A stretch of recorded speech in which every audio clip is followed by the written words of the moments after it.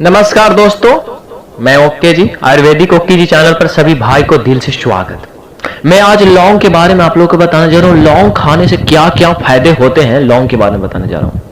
हजारों वर्ष पूर्व एक किताब लिखा गया था जिस किताब का नाम है अष्टांग हृदय। अष्टांग हृदय भागवत ऋषि जी ने लिखे थे। इसके हिंदी में अनुवाद राजीव दीक्षित ने किया। इसका हिंदी में अनुवाद राजीव दीक्षित ने किए थे।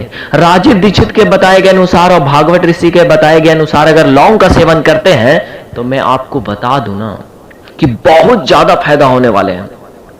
क्या क्या फायदे होंगे?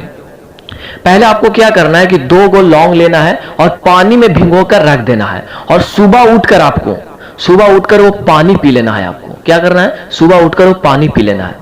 अब आपको ये लौंग का पानी पीने से क्या क्या फायदे होंगे उनको बारे में आपको बताने जा रहा हूं। कफ का बीमारी, जैसे कि कफ का बीमारी, खांसी, सर्दी, जुकाम, बुखार, ये सब चीज आपको कभी भी नहीं होंगे। मैं आपको गारंटी देता हूं। अगर आप लौंग के पानी पिएंगे तो सर्दी, खांसी, जुकाम ये कभी भी नहीं होंगे।